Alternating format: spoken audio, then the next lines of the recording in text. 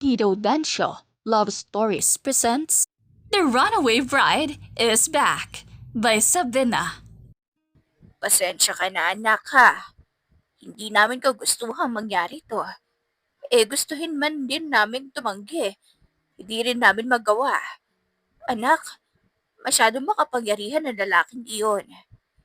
Hindi namin siya gayang kalabanin ng iyong ama. Tsaka, mapapabuti din naman ang buhay mo sa kanya, anak. Maraming negosyo yun. Hindi ka makakaranas ng hirap. Pagsasalita ng ina ni Dayan na si Dulce. Habang mabigat at may lungkot sa mga matang tumango ang dalaga. Ano pa nga ba ang magagawa niya? Naayos lang po, ma. Huwag niyo na po akong alalahanin. Tsaka, hindi po ba't mabait naman siya? Hindi niyo naman po ako sasaktan, di ba? Tanong niya tsaka nagpalit ng ngiti. Kahit anong gawin ay hindi maitatago sa boses ng dalaga ang lungkot. Ramdam na ramdam din niya ang tila ba kung anong mabigat sa dibdib niya. Gusto niyang tumanggi. Gusto niyang magalit. Subalit hindi niya magawa. Bukod doon ay hindi niya rin alam kung kanino ibubunton ang galit niya. Samantala ay mabilis ding tumango ang ina, tsaka hinaplos ng marahan ang buhok ni Dayan. Oo naman, mabait yon. O siya, handa ka na ba? Kanina ka pa hinihintay ng iyong ama sa baba. Tiyak ay nandun na rin si Brando ngayon. Baba na tayo anak. Tsaka tumayo si Dulce para sana akayin na si Dayan. Subalit, lumingon lamang ito sa kanya. Mauna na po kayo. Susunod ako. Aniya pa? Kaya tumango na lamang si Dulce tsaka ito umalis. Nang maiwang mag-isa ay tsaka pa lamang naglabasa ng mga luhang. Kanina pa gustong kumawala sa mga mata ni Dayan. Kaagad niya iyong pinunasan at humarap sa salamin. Please, don't cry, Dayan. Lilipas din to for sure. Matututunan mo rin siyang mahalin. Hindi mo naman kailangan madiliin ang sarili. It will take time, but at least, you'll learn it. For now, bumaba ka na para hindi siya ma-disappoint sa'yo.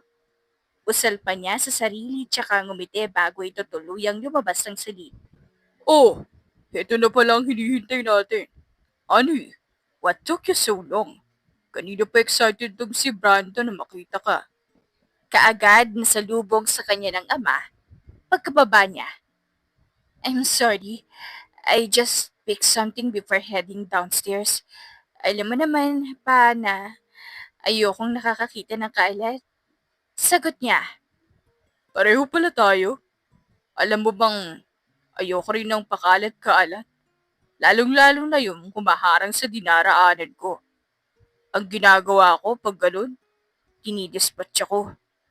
Bigla namang sabat ng lalaking prenting nakaupo sa sopa. Hawak ang baso ng wine habang nakangisi. Sa isip ni Dayan, ay hindi niya na agad nagustuhan ang kilos ng lalaki, kaya't pilit itong napangiti. Oh, by the way, I'm Brando. It's so nice to finally meet my lovely bride-to-be. Dagdag pa ng lalaki tsaka ito tumayo at inabot ang kamay ni Dayan tsaka iyon hinalikan. Ah, um, nice to meet you too, Brando. Nag-aalangang sagot ni Dayan, tsaka mabilis niyang binawi ang kamay. So, I suggest that the wedding will be as soon as possible. Total, ay nagkakaedad na rin tayong dalawa, Dayan. I think it's better for us to make a family as soon as possible. Nang sa ganoon, magkaroon na ng tagapagmanang kumpanya ko. Kaagad na saad ni Brando nang sabay-sabay silang naupo. Kaya naman ay napaawang ang labi ng dalaga dahil sa narinig. Masyado mo naman yatang minamadali ang pagbuo ng pamilya, Brando. Can't we just take it slow? Mahinang pagtatanong ni Dayan, tsaka nito inabot ang basong naglalaman ng tubig malapit sa kanya at sumimsim doon. Habang natawa naman si Brando. Take it slow? Wala sa bukabularyo ko yan, Dayan.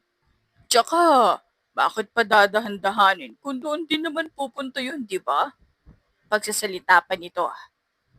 Pero, pero sana rin, maintindihan mong ang lahat ng bagay ay pinaghahandaan, Brando. Palibasa kasi, sanay kang makuhalat ng gusto mo nang walang kahirap-hirap. Hindi napigilan pa ni Dayan ang sarili kung kaya't napatikim ang ama nito habang napangisi naman si Brando. What's with that tone, ha? Ayaw mo bakasalan ako? Magsabi ka lang, Dayan. Madali naman akong kausap. Yun ay kung handa ka sa mangyayari.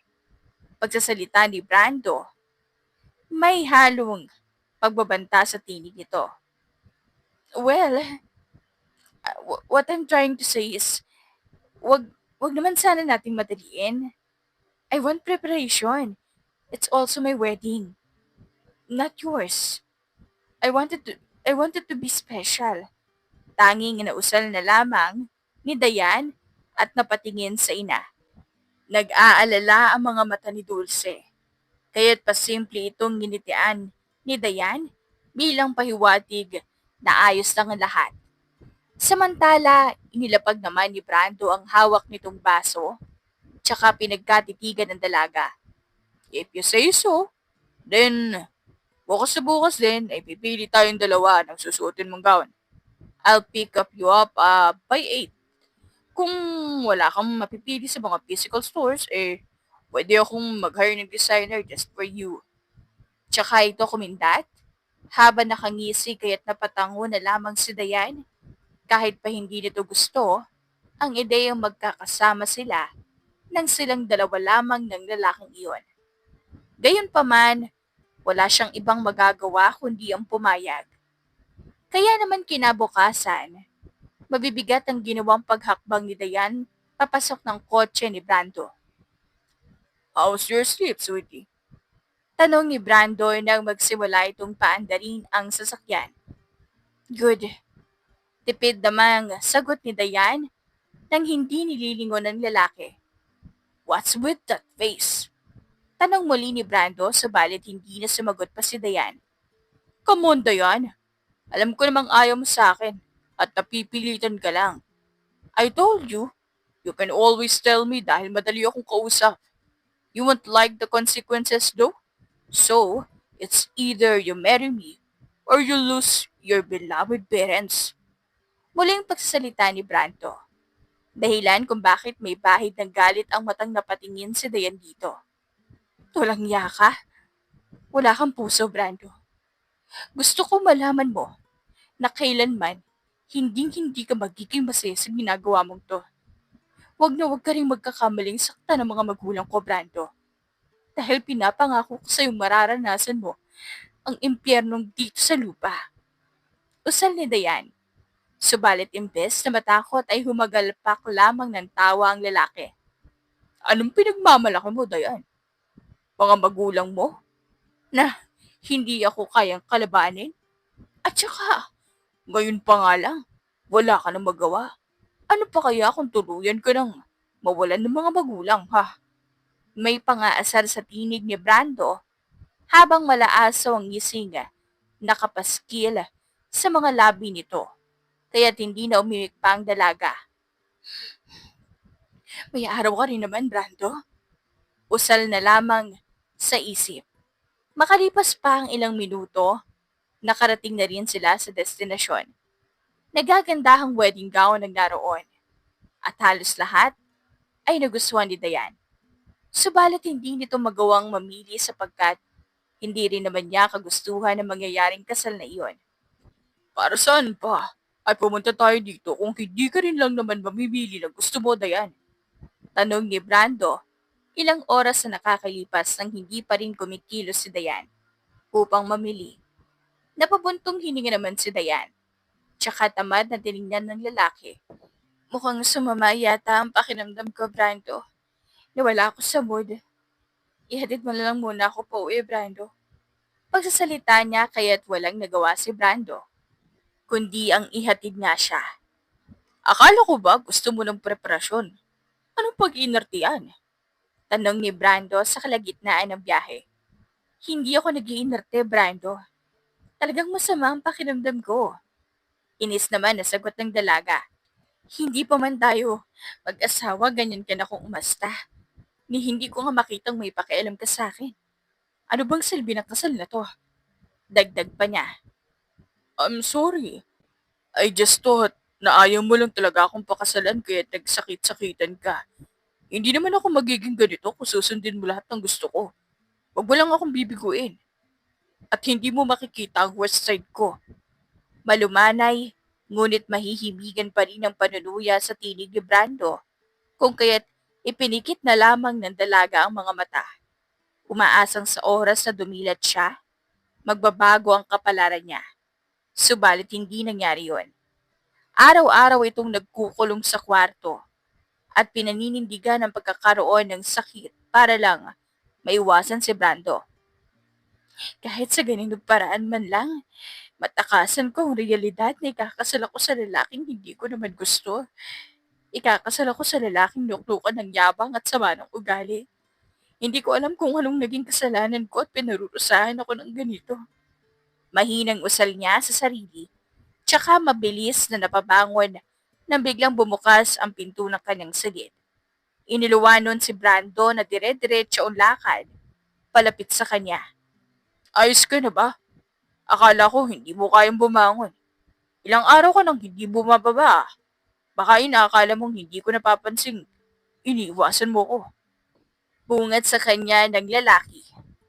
Tsaka ito naupo sa tabi niya at walang pag-aalinlangang hinaplos ang buhok niya tsaka inamoy iyon. Our wedding will be in a couple of days.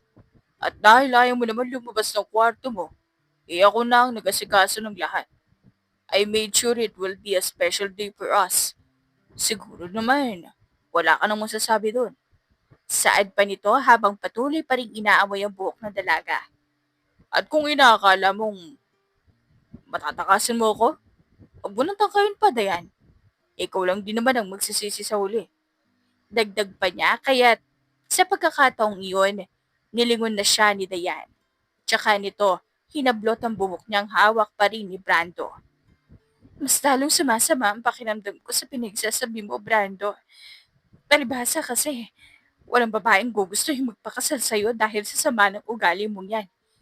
And to tell you honestly, Brando, magpapakasal lang ako dahil sa panggigipit mo sa pagkakautang ng mga magulang ko sa'yo. Dire-diretsyong saad niya, wala itong pakialam sa magiging reaksyon ng lalaki. Ang mahalaga, masabi niya ang lahat ng nasa isip niya ngayon. You know what? I've been convincing myself before that. Maybe, maybe I will learn to love you as the time goes by. Pero ngayong alam ko na kung gaano kagaspang yung ugali mo. Kahit siguro si Satanas, pwede mong palitan sa impyerno. Dagdag pa niya, dahilan kung bakit nanigas ang panga ni Brando. Tsaka nito madiin na hinawakan ang mukha ni Dayan. Huwag mo kong ginagalit, Dayan. Dahil hindi mo pa magugustuhan kapag nagdemonyo ako. Pagbabanta nito, subalit blanco lamang siyang tinignan ni Dayan. Maya-maya rin ay binitawan nito ang dalaga, tsaka ngumiti. Please, get well as soon as possible. 2 araw na lang ikakasal na tayo. Don't stress out yourself, okay? I want my bride to look fresh and beautiful. Ngiting usal ni Brando, bago ito tumayo at maglakad palabas ng silid. Doon lamang muling kumawala ang mga luha ni Dayan. 2 araw na lang ay matatali na siya sa lalaking iyon. Iniisip nito mga magulang niya. Subalit ngayon pa lang, para bang gusto niya nang umatras. Anak, Pwede ka ba naming makausap ng papa mo? Ilang araw ang nakalipas, biglang pumasok si Dulce. Kasama si Danny sa kwarto ng anak. Kaagad namang tumango si Dayan at nagpilit ng ngiti. Nakaharap ito sa salamin at tanging sa refleksyon lamang siya ng mga magulang nakatingin. Are you okay? Paunang tanong ni Dulce kaya't mabilis na tumango si Dayan. Oo naman ma. Intact. Naghahanda na nga po ako para bukas. Ayoko naman pong mahuli sa kasal ko. Sagot niya pa. Mula sa salamin ay kita niya ang tingin ng ama't ina. Habang napabuntong hininga, si Danny. Tsaka naupo sa tabi ni Dayan. Do you really want this marriage, Dayan? Pagtatanong ng ama kaya't napayuko siya. Hindi nito alam kung anong isasagot. Ah, ayos lang naman po yan sa akin pa. Mahinang sagot niya. Tanda na hindi iyon ang totoong sagot. Kaya't maging si Dulce ay lumapit na din. Anak, mga magulang mo kami. Hindi mo kailangan magsinungaling. Please tell us the truth. Are you really okay with this marriage? Pag-uulit ng ina, tsaka nito hinaplos ang balikat ni Dayan. Tila ba naging hudyat iyon upang pakawalan ni Dayan ang mga luhang naipon niya? Kung ayoko po, do I have a choice? Hindi ba't matutuloy pa rin naman po ang kasal sa ayaw at sa gusto ko? Pero pa, ngayon pa lang, ngayon pa lang po suko na agad ako sa ugali ng lalaking yun. Hindi po siya yung lalaking pinapangarap kong pakasalan, ma. Nahihirapan po ako sa ganitong sitwasyon. Pag-aamin niya habang nakayuko at hindi pa rin hinaharap ang mga magulang. Gayunpaman, ay rinig niya ang malalim na pagbuntong hininga ng ama. I'm really sorry for putting you in this kind of situation. Ako ang padre di pamilya. Ako dapat ang nagsasakripisyo at hindi kayo. Paninimula ni Danny. Tsaka napayuko na rin. I hope it is not yet too late para bumawi ako sa iyo, anak. I'm setting you free. Hindi kita pipiliting magpakasal sa lalaking iyon. Hindi kita ipamibigay sa kanya kaya't mag-impake ka na. Bukas na madaling araw ay kailangan mong umalis dito. Go somewhere na hindi ka niya mahahanap. I can take care of everything here. Huwag mo kaming alalahanin ng iyong ina. Nang dahil sa narinig, ay kaagad na napaharap si Dayan sa dalawa. Gulat ang ekspresyon nito. Bagamat masaya siya, hindi nito maitago ang takot para sa maaaring kalabasan ng gagawin niya. Gayunpaman, 2:00 pa lamang ng madaling araw, gumising ito. Tapos na siyang mag-impake. Kung kaya't lumabas ito ng silid para sana magpaalam na sa ama't ina ng mamataan nito sa labas ang mga tauhan ni Brando. Bagay na labis nakapanlumo sa kanya. Pa, nandyan na po yung mga tauhan ni Brando? Mukhang alam niya yatang paplanuhin natin to. Diyos ko po, paano yan, Danny? Hindi makakaalis ang anak mo. Nag-aalalang usal ni Dulce. Habang napahilamos naman ng mukha si Danny, tsaka tumingin sa anak. Alam ko may ideyang pumapasok sa isip mo, Dayan. Kung ano ba yan, sundin mo. Naiintindihan mo ba ako? Kaagad na tumango si Dayan, tsaka malalim na napahinga sa isip niya eh. Bahala na. Samantala mabilis lamang na lumipas ang oras at halos hindi na malaya ni Dayan na nasa harap na pala siya ng altar kasama si Brando. Do you accept Dayan Clotario to be your lawfully wedded wife in sickness and in health, in good and in bad times? I do. Nakangiting sagot ni Brando. Do you accept Brando Menjola to be your lawfully wedded husband in sickness and in health, in good and in bad times? Pagtatanong naman ng parig sa dalaga. Sandali nitong tinitigan ng mga magulang bago lakas loob na itinaas sa wedding veil tsaka itinapon ang hawak na bulaklak. I will never. Usal pa niya at suot ang mataas na heels, ay buong sikat nitong tinakbo ang mahabang aisle palabas ng simbahan. Sa kabilang dako ay naroon at pakanta-kanta lamang ang pulis na si Gabron habang nagmamaneho pa uwi. Day off niya kasi ngayon, kaya't masayang masaya ito. Oy, ano kayang magandang gawin ngayon? Siguro mag-movie marathon. Anak ng tupa! Gulat at mabilis nitong naapakan ng brake ng sasakyan ng isang babae ang humarang sa kanya. Mabuti na lamang at mabagal lamang ang pagpapatakbo niya.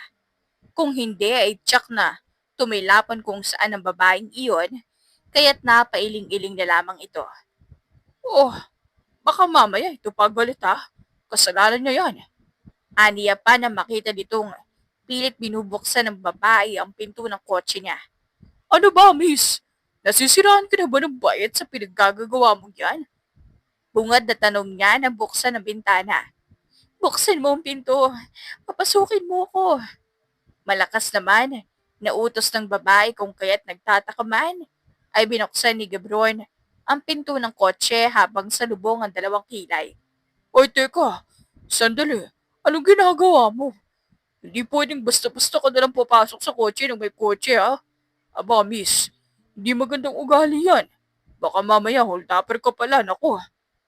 Iiling-iling pang sabit ni Gabron nang walang pag-aalinlangang pumasok sa kotse niya ang babaeng iyon. Na makaayos ng upo ang babae, tsaka nito nilingon si Gabron. Sa itsura kong ito, mukha ba akong hold-upper? Tanong niya. Sanhi kung bakit sinuyod ng tingin ni Gabron ang dalaga mula ulo hanggang paa. Doon lamang nito napansing nakasuot ng wedding gown ang babaeng kaharap niya. Wedding gown? Sandali, tumakas ka ba sa kasal o gusto mong ako magkatid sa'yo sa simbahan? Pagtatanong niya tsaka ngumisi. Habang napalinga naman ang babae sa paligid, bago ito nagmamakaawang tumingin kay Gabron. Please, nagmamakaawa ako sa'yo. Ilayo mo ko dito. Kahit saan mo ko dalhin. Ayos lang, basta malayo, malayo dito at hindi nila ako magsusundan. Pagsasalita ng dalaga, kaya tila ba wala sa sariling napasunod si Gabron at mabilis nitong pinaandar ang sasakyan. Walang imikan buong biyahe. Subalit naroon pa rin ang matinding pagtataka sa isipan ni Gabron. Kaya naman, nang makarating sila sa bahay nito, ay kagad nitong hinarap ang dalaga. Ito nga pala yung bahay ko. Pasensya ka na ha, kung medyo makalat. Wala kasing ibang naglilinis dito. Lagi akong nasa trabaho eh. Minsan lang makapag-day off. Paninimula niya habang mabilis na pinupulot ang ibang mga damit na nagkalat sa sahig. Samantala isang tango lang naman ang isinagot ng babae. Gusto mong ikuha mo na kita ng maiinom? Gusto mo ng juice? Tanong ni Gabron. Ah, tubig na lang. Mahina namang sagot ni Dayan. Kaya tumungo na rin si Gabron sa kusina upang kumuha ng malamig na tubig. Nang makabalik ay inilapag nito ang tubig sa harap ng nakaupo ng si Dayan. Salamat. Usal naman ni Dayan, tsaka mabilis na nilagok ang tubig. Nang makitang tapos ng uminom ang dalaga, tsaka naupo si Gabron sa harap nito. Ako nga pala si Gabron. Isa akong pulis. Maaari ko bang malaman kung anong problema? Buong akala ko kasi sa mga palabas lang nangyayari ang ganyang takbuhan sa kasal. Ani Gabron kaya't napayuko ang dalaga. Pa, pasensya na sa abala ha. Ikaw kasi yung unang nakita ko kanina habang tumatakbo ko sa'yo. Ah, kaya, kaya sa'yo ako nang hingi ng saklolo. Ako nga pala si Dayan. Tsaka ito nagangat ng tingin. Kitang-kita sa mga mata ni Gabron ang pagnanais na malaman ng dahilan ng pagtakbo niya sa kasal. Kaya't sandali itong bumuntong hininga bago muling magsalita. My dad used to run a very successful business. Not until my mom got sick. Lahat ng pera napunta sa paggagamot ni mama hanggang sa nalugi ang negosyo namin. Hindi pa rin gumagaling ang mama ko nung mga panahong yun. Kaya Kaya nagawang manghiram ng papa ko ng malaking halaga ng pera. Ang taong pinagkakautangan niya ay anak ng matalik niyang kaibigan. Hindi alam ng papa ko na magkaiba ang ugali ng mag-ama. Kung anong ipinait ng ama, siyang kinasama ng anak. Pagsisimula niya, tsaka muling huminga ng malalim. Kasalukuyan pa lang si Dad na bumabangon mula sa pagkakalugi pero nanggigipit na siya. Hanggang sa isang araw, ako ang nakita niya bilang kabayaran sa utang ng mga magulang ko sa kanya. If it's not for them, hindi ako papayag. It's been threatening me. Yet I realize I can't stand beside him. That's why I ran away. Napatango-tango naman si Gebron sa narinig. Halos hindi pa ito makapaniwalang may ganoon pala talagang nangyayari sa totoong buhay. Grabe naman pala yung sinapit mo. Sa ganda mong yan, pinahihirapan ka ng mundo. Iiling-iling pang saad niya. Anong balak mo ngayon? Tanong niya tsaka tumuwid ng upo. Habang diretso naman siyang tinignan ni Dayan sa mga mata. Heto na naman ang mga mata niyang nagsusumamo. Pwede bang dumitin na muna ako pansamantala? Kahit hanggang sa makahanap lang ako ng lilipatan, ayoko naman magpagala-gala sa labas. Malaki ang tsansang makita ako ng mga tauhan ni Brando. Ano? Aba, hindi pwede yan. Hindi ako papayag na dito ko tumira. Miss, babae ka. Lalaki ako. Hindi magandang tignan na magkasama tayo sa iisang bubong. Bayong hindi naman tayo magkaano-ano. Pulis ako. Baka ikasira pa ng reputasyon ko yan. Kung gusto mo, tutulong na lang ako kung gusto mong maipakulong yung Brando na yan. Malaki ang kaso niyan pag nagkataon. Sinong Brando ba yan? Mahabang litanya ni Gebron, dahilan kung bakit napayuko ang dalaga. Pinaglaruan nito ang namamawis na mga kamay. Brando Menjola, sigurado akong kilala niyo siya. Malawak ang koneksyon nun kaya't hindi ko siya kayang ipakulong. Kung magsasampa ako ng kaso, wala ring silbi yun. Mas lalaki pa yung tsansa na makuha niya ako.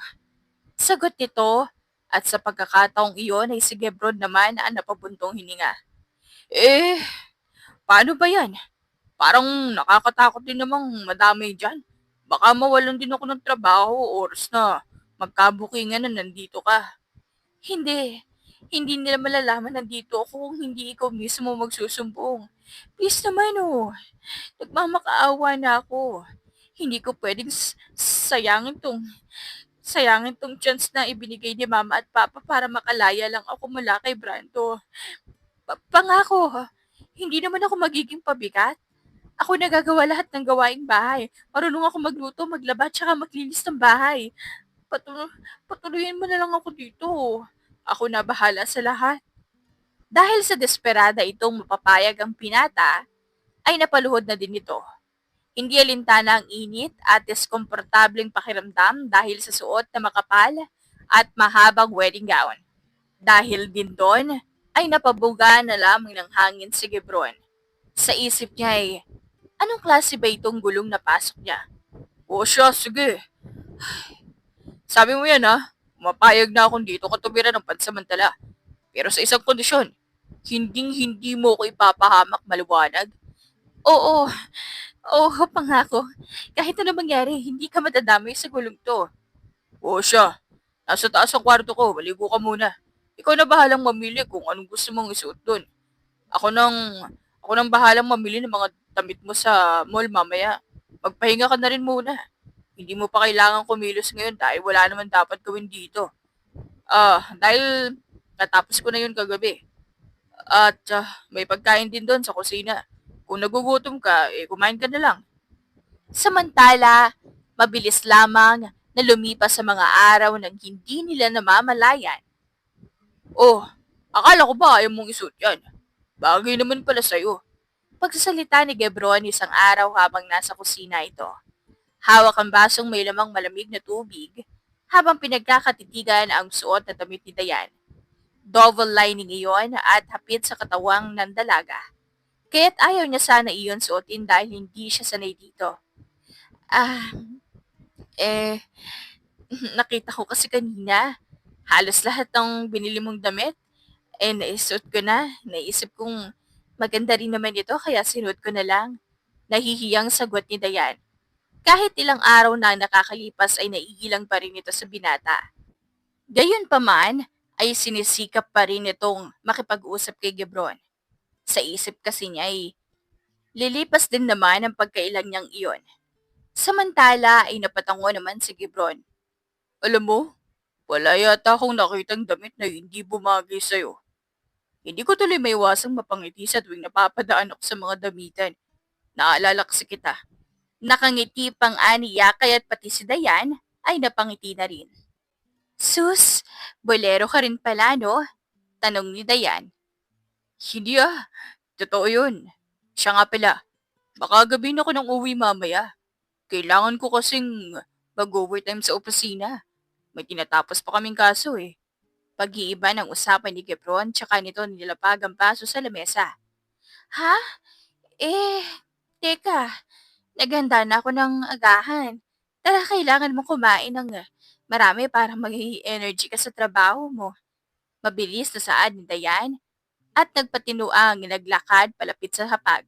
Hindi pa man nakakalapit ng tuluyan ay naaamoy na ni Gebron ang mabangong aroma ng kung anumang niluto ni Dayan. Anong, anong kaso ba yung tinatapos nyo? At ba't parang minamadali yata? Pagtatanong ni Dayan, nang pareho silang makaupo. May nahuli kasi kaming nagtutulak ng droga nung nakaraan. Tinatanong namin kung sinong amo. Ayaw namang umamin. Ang hinala namin ay pinoprotektahan niya lang ang taong nag-uutos sa kanilang magtulak. Kaya sinusuri namin yung lugar kung saan namin nahuli. Kagabi, hindi namin nahingi ang kopya ng CCTV footage. Kailangan namin yun para makakuha ng lead. Mahabang sagot ni Gebron, tsaka tinikman ang niluto ni Dayan. Napapikit pa ito habang nilalasap ang lasa noon. Sa isip niya ay kung gaano kasarap pagluto ang dalaga, ay ganon din siguro ito kasarap magmahal. Bagay na napakabilis ng tipok ng puso niya. Ganun ba? Ingat ka sa trabaho mo ha, lalo na sa pagmamaneho. Huwag masyadong mabilis. Paalala ni Dayan kaya't napadilat si Gebron tsaka lihim na natawa. Kung mabilis ako magmaneho, di tumilapan ka sana kung saan nung hinarang mo ko. Mahinang aniya. May sinasabi ka? Wala. Sabi ko oo, mag-iingat ako. Mamahalin pa kita eh. Sagot niya, sanhi kung bakit napatingin sa kanya si Dayan. Hindi may guhit ang reaksyon nito sa muka. Kalaunan, ay pareho silang napaiwas ng tingin. Ah, alis na ako. Isarado mo yung pinto pag alis ko Ilak mo. Huwag ka ring lalabas. Kompleto pa naman lahat ng gamit na kakailanganin mo dito sa bahay. Kung nabubriyo ka may TV dyan. Napapansin ko kasi parang hindi mo naman ginagamit yung TV. Huwag ka mahiya. Huwag mong alalahanin yung bill ng kuryente, okay? Marahang tumango ang dalaga sa sinabi ni Gebron, tsaka nito pinanood ang pagkaalis ng binata hanggang sa tuluyan nitong makalabas ng bahay. Kaya sinimulan na rin nitong sarado ang pinto. Maghihintay na naman ako ng pagka haba-habang araw kay Gebron. Kung bakit kasi kahit anong gawin ko nabuburyo ako. Gumaganda lang yata ang araw ko kapag kasama ko si Gebron. Pagsasalita niya, habang hinililigpit ang mga pinagkainan nila. Nang matapos itong maghugas, tsaka nito ginawa ang iba pa niyang gagawin hanggang sa matapos na naman ang araw. Kumagat na ang dilim nang matapos itong magluto ng hapunan. Buong oras ay nagkatitig lamang siya sa orasan. Kumakalam na ang sikmura nito. Subalit ayaw niyang kumain ng hindi kasabay ang binata. Alam niya kasing hindi ito kakain ng hapunan sa labas, kaya't napagdesisyonan niyang maghintay na lang. Maya-maya lang naman siguro nandito na yun. Aniya pa at napadukdok sa mesa. Ilang minuto pa ang lumipas at tuluyan na nga itong nakatulog sa lamesa. Samantala, 9:00 na nang dumating si Gebron. Hindi ito maintindihan ang nararamdaman ng madatna ng natutulog na si Dayan sa mesa. Dahan-dahan niya itong nilapitan at tinapik. Dayan, Dayan, gising na. Kumain na tayo. Mukhang hindi ka pa rin yata kumakain. Mahinang aniya. Hindi rin nagtagal ay pupungas-pungas na nagising ang dalaga. Kikibron, kararating mo pa lang ba? Tanong niya. Oo pasensya na ha. Kung napahintay pa kita, tara kain na. Sagot naman ng binata at akmang sasandok na ng pagkain ng bigla itong pigilan ni Dayan. Sandali, malamig na yan. Initin ko muna. Usal nito. Ano ka ba? Masarap pa rin naman to kahit malamig na. Kumain na tayo. At may bibigay ako sa'yo mamaya. Tsaka sinimulang kumuha ng pagkain ni Gebron, kaya't wala nang nagawa pa si Dayan. Kapwa tahimik ang dalawa habang kumakain. Tanging kalansin lamang ng mga kutsara at tinidor ang maririnig sa buong bahay hanggang sa makatapos silang kumain. Sa mga oras na to, ay pareho silang nasa bintana. Kapwa nakatingala sa nagniningning na kalangitan habang dinadama ang malamig na simoy ng hangin. Ito nga pala yung ibibigay ko sa'yo. Maya-maya ay nagsalita si Gebron, tsaka nito inilabas ang kahon na naglalaman ng kwintas. Napaawang pa ang labi ng dalaga nang makita niya yon. Crescent moon necklace? Tanong niya.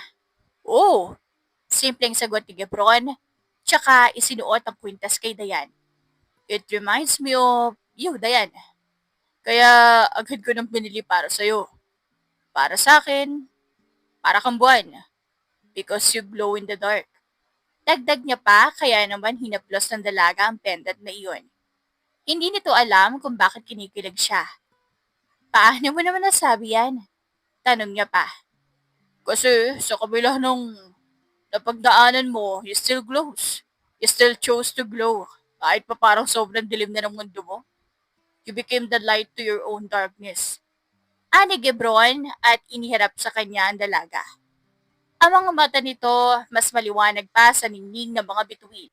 Ay tila ba hinihigop ang lakas niya sa tuwing titingin ito sa kanya. I want to know you more, Dayan. I wanted to know every inch of your personality. Dagdag niya pa.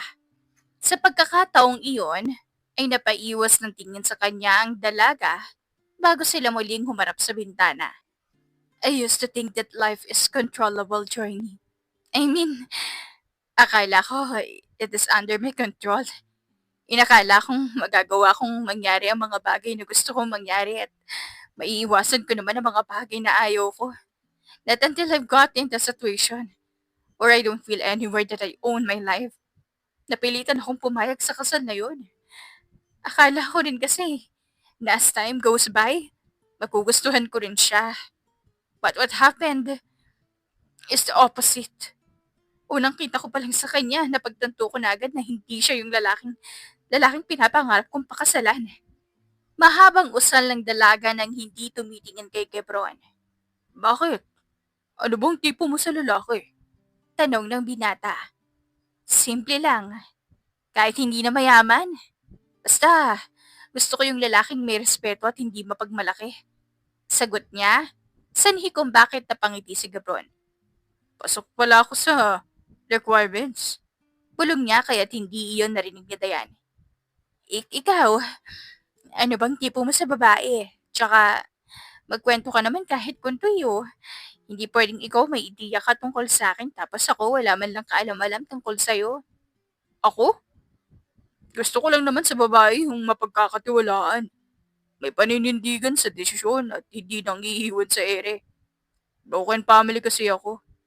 Iniwan ng nanay ko, yung tatay ko, sanggol pa lang ako.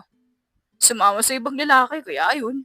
Sabi ko sa sarili ko, hindi ako maghanap ng babaeng katulad ni inay. Sagot ni Gebron. Tsaka tumingala na rin. Matapos noon ay wala na sa kanilang nagtangkapang magsalita. At nagtapos ang gabing iyon na kapwa may kapanatagan sa kanilang mga puso. Kapanatagan dahil sa magkaparehong ideya sa isip nila na baka sakali ay darating ang araw na kapwa nila masasabi sa isa't isa ang lihim na pagtingin. Sa kabilang banda, ilang araw pang lumipas. Mas lalong umuusbong ang galit na nararamdaman ni Brando. Palakad-lakad ito sa harap ng mga magulang ni Dayan. Mahigpit na hawak ang baril na tila ba anumang oras. Handa siyang kalabitin ang gatilyo noon. Habang nakatali naman ang mga kamay at paa ni na Dulce at Danny. Wala pa rin bang update sa kinaroroonan ni Dayan?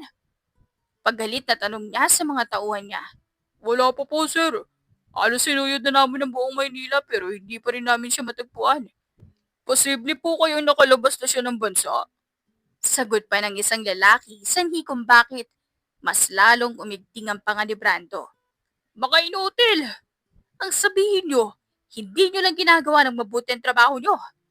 Huwag kayong babalik dito hanggat hindi nyo siya nahahanap dahil posibleng makalabas siya ng bansa. Malaki ang connection ko, lalong-lalo na sa airport. Hindi siya makakalabas basta-basta, kaya't sigurado ako nandito lang siya sa malapit. Kung kinakailangang halugugin nyo lahat ng bahay na madadaanan nyo, gawin nyo. Halos pasigaw na Aniya, kaya't napatango na lamang ang lahat bago ito sabay-sabay na umalis sa harap ni Brando. Pagkatapos, binalingan nito ang mga magulang ng dalaga.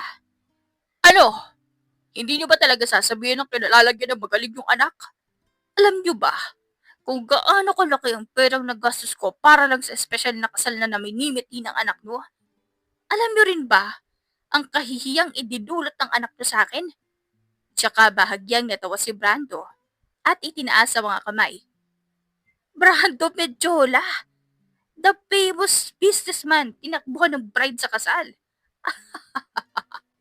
Tila ba nababaliw itong tumawa ng tumawa hanggang sa muling sumeryoso ang mukha nito. Nauubos na ang pasensya ko sa inyo. Saka sabihin niyo ba o hindi? Pagtatanong niya. Sagot! Muling malakas sa sigaw niya, tsaka nagpaputok. Sanhi kung bakit napasigaw si Dulce. Pwede ba? Wala kaming alam kung nasan si Dayan ngayon. Tigilan mo na siya dahil hindi naman kayong dalawa magiging masaya. Kung sana ibinawasan mo ang yabang mo, baka may pag-asa pang magustuhan ka ng anak namin. Kaya't wag na wag mo ring susumbat ang perang nagastos mo sa lintik na kasal na yan. Dahil unang-una, hindi ka mapapahiya. At walang masasayang kung hinayaan mo kaming bayaran ka na lang. Sigaw ni Dulce, habang galit na nakatingin sa lalaki. Kung hindi ko rin lang naman pala mapapakinabangan yung anak nyo, mas mabuti pang magsama-sama tayong lahat sa impyerno. Samantala sa isang banda, katatapos lamang laban ni Dayan ang mga damit nila. Nang mapansin nitong wala na pala silang stock kaya't kagad nitong kinuha ang perang na itabi niya bago siya umalis noon sa kanila. Sakto na siguro ito. Para makabili ako ng kaunting grocery. Wala na akong malulutong ulam mamaya kung hindi ako bibili ngayon. Usal niya pa sa sarili, tsaka napabuntong hininga. Iniisip kasi nitong kung lalabas siya baka mahuli siya ng mga tauhan ni Brando. Malamang kasi ay pakalat-kalat ito ngayon sa paghahanap sa kanya. Ay, bahala na nga. Hindi naman siguro sila aabot dito. Sobrang layo na naman nito para mapunta pa sila dito. Pagsasalita niya muli, tsaka napagdesisyon ng lumabas na ng bahay. Simula din kasi nagtumira siya sa poder ni Gebron, wala siyang maalalang lumabas siya ng bahay. Kaya't halos namumutla na rin ang balat nito sa kakulangan ng sikat ng araw. Sinigurado muna nitong nakalak na ang pinto bago ito tuluyan naglakad paalis. Malapit lang naman siguro dito yung pamilihan. Gusto ko sanang bumili ng bangus sa palengke para makahigop naman ng sabaw si Gebron. Aniya, habang lilinga-linga sa paligid. Kapansin-pansin ang katahimikan sa buong lugar at tanging mga yapak lamang niya ang maririnig. Ganito ba talaga dito? Wala man lang dumadaan kahit isa? Aniya pa habang patuloy lamang sa paglalakad. Subalit hindi pa man din siya tuluyan nakakalayo, ay isang van ang humarang sa dadaanan niya. Iniluwano ng ilang lalaking mabilis siyang namukaan, kaya tinangka niya pang tumakbo subalit huli na ang lahat. Huli ka! Sa wakas, natagpuan ka na rin namin. Paniguradong matutuwa sa atin si Boss Brando nito. Nakangisi pang usal ng lalaki. Tsaka nito sa pilitang ipinasok sa van si Dayan. Ano ba? Pakawalan niyo nga ako dito. Hindi na ako babalik sa pastyang bulok ang pag-uugali. Sigaw ni Dayan at pilit na nagpupumiglas upang makalabas. Subalit, sadyang hindi kaya ng lakas niya mga kalalakihang iyon. Pasensya na, Ma'am Dayan. Napagkutusan lang kami. Hindi pwedeng hindi namin sundin ang utos ni Bros Bando. Kung hindi, kami ang mananagot. Sagot sa kanya ng lalaking nagmamaneho sa unahan, kaya't napadako ang tingin niya dito. Galing ba sa ganitong trabaho ang perang ibibigay niyo sa mga asawa niyong naghihintay sa inyo? Paano niyo, paano niyo nasisikmura ang galing sa masamang gawain? Ang pinapakain niyo sa mga pamilya niyo. Pagdatanong niya dahilan kung bakit natahimik ang lahat. Sigurado kung isa sa inyo dito may anak na babae. Anong mararamdaman niyo kung ganito din ang danasan nila? Dagdag na tanong niya, subalit wala pa rin nagtangkang sumagot. Hanggang sa tuluyan na silang makarating sa poder ni Brando. Pakawalan niyo ako, please. Huwag niyo naman gawin to. Alam niyo kung gaano kasama si Brando. Muli pang sabi ni Dayan. Subalit wala siya makitang kahit na anong emosyon sa mata ng mga tauhan ni Brando. Senyales na tuluyan na ngang nakontrol ang mga sistema nila ng kasamaan ni Brando. Tama na yan! Matagal ka nang hinihintay ni Boss Brando. At hindi nga nagtagal, ay muling narinig ni Dayan ang umaalingaw na halakhak ni Brando. Subalit mas nagulat ito na makita ang kalagayan ng mga magulang, kaya't mabilis niyang tinakbo ang distansya, palapit sa ama at ina. Ma! Ma! Sigaw niya at kaagad na yumakap sa dalawa. Ayos lang po ba kayo? Anong ginawa sa inyo ni Brando? Nag-aalalang tanong niya. Long time no see, Dayan. Where have you been? I've been looking for you. Mabuti naman at lumabas ka rin ng lunggang pinagtataguan mo. Sinabi ko naman kasi sa'yo, Dayan. Hindi mo magugustuhan ang mangyayari oras na binigo mo ko. I told you, you will see the worst side of me. And here it is. Magpasalamat ka pa nga at wala akong masamang ginawa sa mga magulang mo. Siyempre, kahit papaano ginagalang ko pa rin naman ang mga in-laws ko.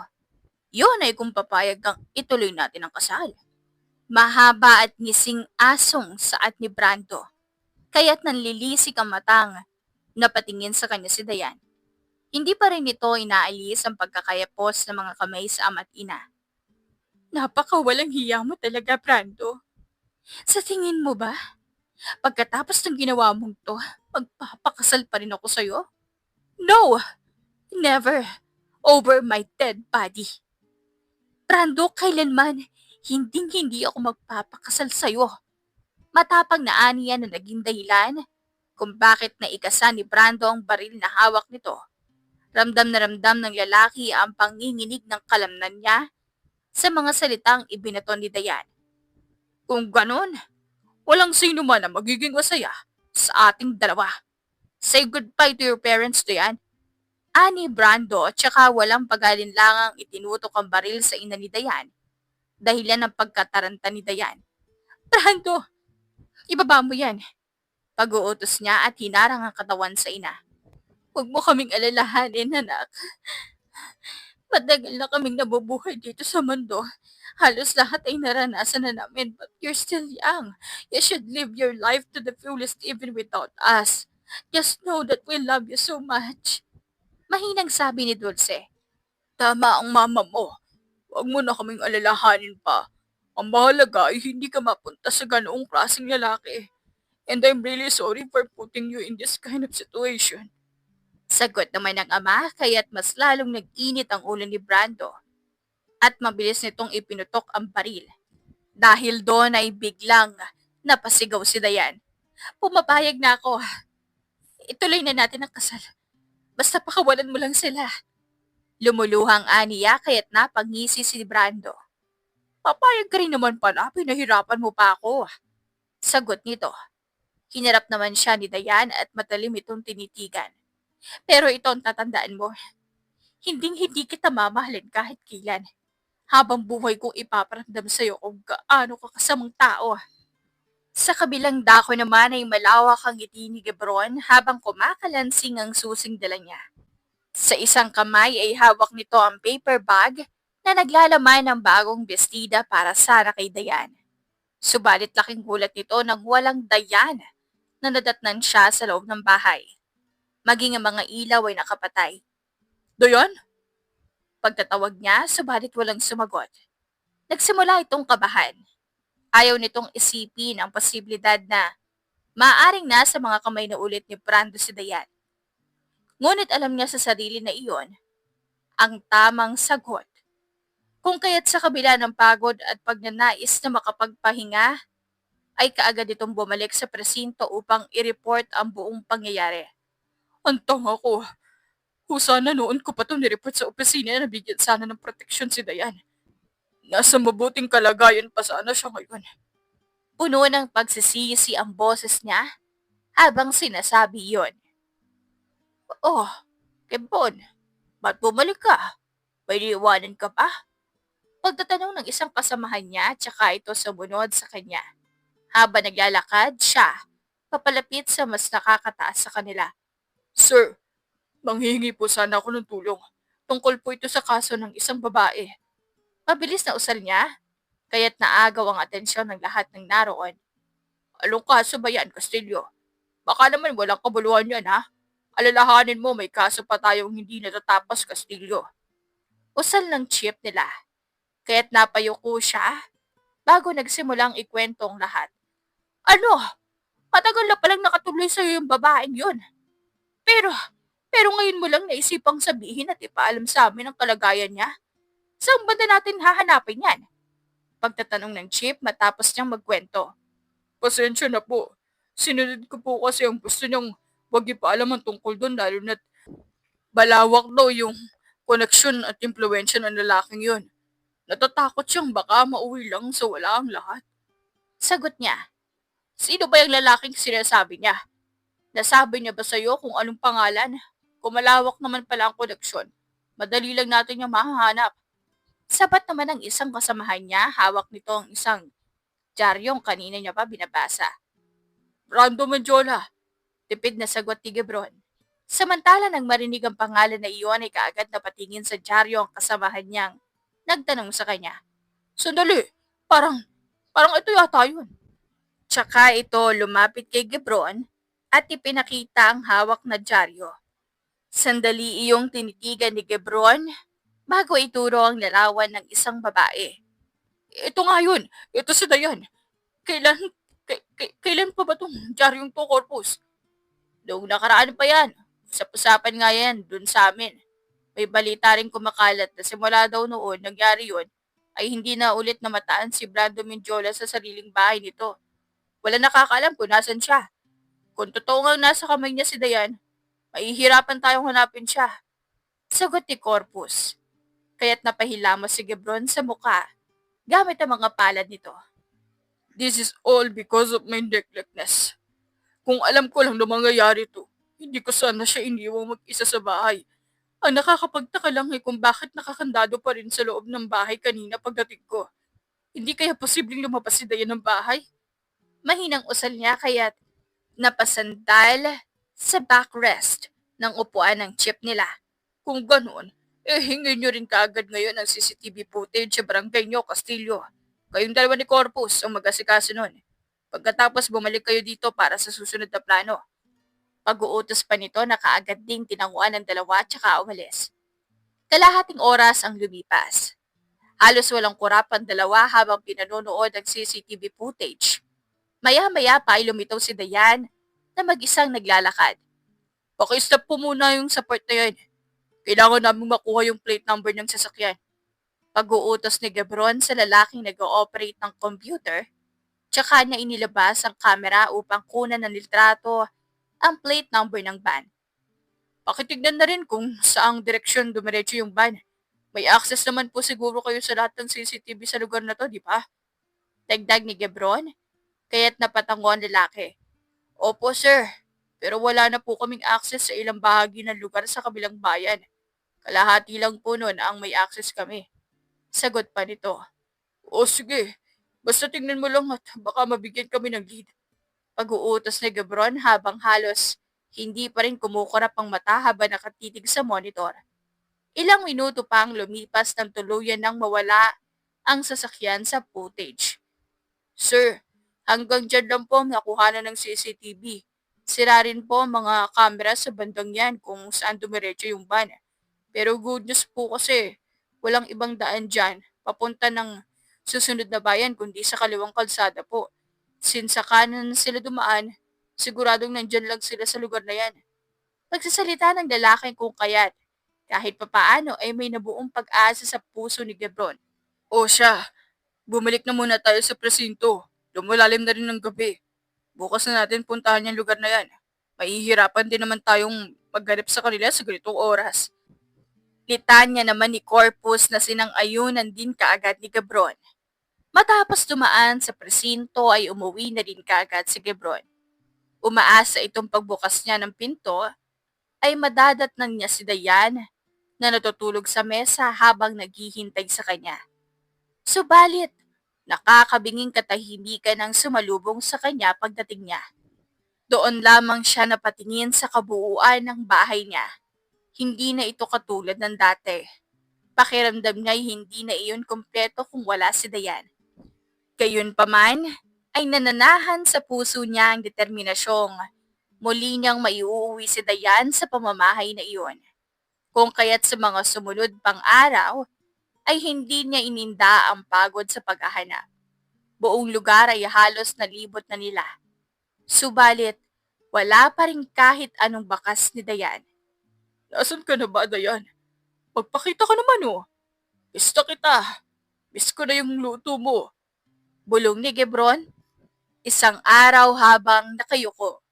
Kasalukuyan nila ngayong nililibot ang lugar kung saan huling namataan ang sinasakyang van ni Dayan. Ilang araw na silang pabalik-balik doon. Subalit, bigo pa rin silang makita ang dalaga. Mahal mo na? Maya-maya'y nagtanong si Corpus kaya't napatingin si Gebron sa labas. Napako ang tingin niya sa isang simbahan. May mga dekorasyon ito sa labas. Tanda na may ikakasal sa araw na yon. Kaya't napabuntong hininga siya. Alam mo bang muntik ko pa siyang ipagtabuyan noon? Hinayaan ko pa siyang lumuhod sa harap ko para lang pumayag ako na patuloyin siya sa bahay ko. Wala akong kamalay-malay na sa kanya pala ako mababaliw ng ganito. Alam mo bang sa bawat araw na lumilipas ay parang nasisiraan ako ng bait? Hinahanap-hanap ko yung boses niya. Yung mga mata niyang malalim kung tumingin. Ultimo yung paghihintay niya sa akin, sa hapag, tuwing hapon para lang sabay kaming maghapunan. Tang, I miss everything about her. Pagsasalita niya habang hindi pa rin inaalis ang tingin sa simbahan. At sana nasabi ko to sa kanya ng mas maaga. Sana napagtanto ko to ng maaga. Na kaya pala masaya akong umuwi ng bahay lagi kasi nandyan siya. Hindi ko alam kung makikita ko pa siya pero oras na mangyari yun. Kung pagbibigyan ako ng tadhana ay ihaharap ko siya sa altar. Dagdag niya kaya't lihim na napangiti ang kasamahan nitong si Corpus. Pag-ibig nga naman, akalain mo yun? Pagkatapos niyang tumakbo sa kasal, ikaw ang unang nakita niya. Alam mo, malakas ang kutob kong magkikita ulit kayo. Tadhana ang gagawa ng paraan para mangyari yun. Sagot pa nito. O ano, alis na tayo dito? Tanong muli ni Corpus kaya't mabilis na umiling si Gabron. Sandali, gusto ko munang makita yung pagdating ng bride para magkaroon naman ako ng ideya sa magiging itsura ni Dayan sakaling mangyari ngayon. Aniya pa, kaya tumango na lamang si Corpus. Sino kaya yung ikakasal, no? Siguro, sobrang saya nila ngayon. Saad pa nito tsaka napadako ng tingin si Gebron sa sakyang huminto sa tapat ng simbahan. May mga palamuting bulaklak iyon sa harap, kaya't malinaw na iyon ang sasakyan ng bride. Bukang ito na yung bride. Bulong ni Gebron at kapwa nila pinanood ang pagbukas ng pinto ng kotse. Doon din ay dahan-dahang lumabas ang bride, bagamat natatakpan ng wedding veil, Ang mukha nito ay kilalang kilala ni Gabron kung sino yun. Uy, anong gagawin mo, Jeps? Dinig niya ang pagtatawag sa kanya ni Corpus subalit nasa bride lamang ang tingin nito. Halos tumigil din sa pagtibok ang puso niya ng mga oras na yon habang binubuksan niya ang pinto ng sasakyan at dahan-dahan siyang naglalakad palapit sa bride. Dayan!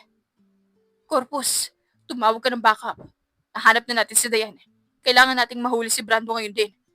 Pag-uutos niya nang hindi lumilingon sa kasamahan. Sa kabilang banda, halos mabura magandang make-up sa mukha ni Dayan habang umaandar ang sasakyan. Papunta na siya sa simbahan. Ilang sandali na lang ay maitatali na siya sa lalaking iyon nang hindi man lang na ipapahayag ang tunay niyang nararamdaman sa lalaking nakasungkit ng kanyang puso. Patawarin mo sana ako, Gibran, kung nagawa kong umalis ng bahay noong mga oras na yun. Kung sana nakinig ako, kung sana hindi ako lumabas, baka sana kasama pa kita hanggang ngayon. Patawad kung umalis ako ng walang paalam. Sa pagkakataong ito, bago ako may ikasal, hinihiling ko na sana mahanap mo ang daan patungo sa akin. Sana, sana hindi mahuli ang lahat. Mahinang pagsasalita niya at mahigpit na hinawakan ng bulaklak. Unti-unti na ring huminto ang sasakyan kaya't bagamat labag sa loob nito, ay sinikap niyang ihakbang ang mga paa palapas ng sasakyan. At sa gitna ng kaguluhan, habang nag-uusap sina Dayan at Gibron, ay tinutugis ng mga tauhan ni Brando. Mabilis silang tumakas habang pinabalaan ni Dayan si Gibron tungkol sa panganib. Ngunit matapang ang binata at mas piniling harapin ang sitwasyon kesa tumakas agad. Hindi tayo pwedeng umalis ng basta-basta, Dayan. Sa akin, ayos lang na mamatay ako. Ang kaso, hindi pa kita napapakasalan. Ani ni Gabron na ikinabigla ni Dayan. Tinuruan niya ito gumamit ng baril. At hindi nagtagal ay nakatulong na rin si Dayan sa pakikipaglaban. Siyempre, ang galing na nagturo sa akin eh. Tugon ni Dayan matapos niyang mapabagsak ang ilang tauhan ni Brando. Matapos ang bakbakan, humarap na mismo si Brando sa kanila at tinutukan sila ng baril. Tanga! Akala mo masisilaw kami sa pera mo? Galit na sagot ni Gebron. Ngunit nabigo ang baril ni Brando at nauwi sa suntukan ng lahat. Pagamat mas malakas si Brando, pinilit pa ring lumaban ni Gebron. Sa huli, si Dayan ang tumapos sa laban nang hampasin niya si Brando at tutukan ito ng baril. Sige, subukan mong tumayo, ipuputok ko to, Brando. Pagbabanta ni Dayan. Dumating ang mga pulis at inaresto si Brando habang masayang sinalubong ng mga magulang si Dayan at pinuri si Gebron sa kanyang kabayanihan. Sa dulo sa kabila ng sugat, inihayag ni Gebron ang kanyang damdamin kay Dayan. Kung pagbibigyan ako ng tadhana, ihaharap ko siya sa altar. Aniya, tinanong niya si Dayan kung papayag itong pakasalan siya at nang umiti ang dalaga at sumagot ng, sa tingin ko, oo, ay napasigaw si Gebron sa tuwa. Yes! Pakakasalan niya ako! Lumapit si Chief Arnel at nagpahayag ng suporta. Naayos ko sana magpresentang bagong ninong ng kasal niyo. Sa ngiti at tuwa ni Dayan, alam niya nagsisimula na ang bagong kabanata ng kanyang buhay. Malaya at puno ng pag-ibig. Samantala lumipas pa ang ilang araw, linggo at buwan, nakahanda na ang lahat. Ramdam ang pananabik ng lahat sa loob ng simbahan habang hindi maintindihan ni Gebron kung bakit siya kinakabahan kaya tinapik ni Corpus na siyang best man ang likod nito. Kumalma ka nga, parang tanga to. Bulong pa niya kaya't napahinga ng malalim si Gebron. Maya-maya pa, kasabay ng pagbukas ng pinto ng simbahan, ay siya ring pagpasok ni Dayan at ang pag-awit ng singer. Dahan-dahan ang ginawa nitong paglalakad palapit kay Gebron. Ninamnam ang sandaling iyon. Tumutulo ang mga luha nito. Hindi dahil sa lungkot kundi dahil sa kasiyahan. Sino nga bang mag-aakalang ang lalaking makikilala niya pagkatapos niyang tumakbo ng kasal ay siya palang magdadala sa kanya sa altar. Dayan, sabi ko noon, Hindi ako iibig simula kasi nung nagkaisip ako at nalaman kong ang tungkol sa ginawa ng nanay ko. Pumasok sa isip ko na wala naman talagang pag-ibig. Siguro imahinasyon lang yun ng mga taong wagas kong makapag-isip. Kino-question ko nga rin noon kung sino bang nakaimbento ng pag-ibig na yan. At masyado nagmamagaling. Not until I met you. As the time goes by, my beliefs in love slowly change. I suddenly told myself love is real and hell, yeah, I'm in love with this girl right in front of me. Kaya nung wala ka sa akin, I feel so devastated. Dumilim yung mundo ko, Dayan. And indeed, you're my moon. You made the dark part of my life bright. And forever, I will be grateful to God for sending the best ever gift to me. And so, I promise to love you through the good and bad times that even death can tear us apart. At kasabay ng mga luhang kumawala sa mga mata nila, ay siya ring pagtatagpo ng kanilang mga labi. Senyales na kapwa parehong handa ang dalawa sa mga susunod na kabanata ng buhay nila. I never prayed for someone to love and someone who will love me, but destiny made our paths cross. That leads to this everlasting love. Indeed, it is true that love comes naturally. Hindi ito hinahanap. Hindi din minamadali. It's just a matter of God's perfect time. Wakas! If you like the story, please like and subscribe for more wonderful stories. Paalam!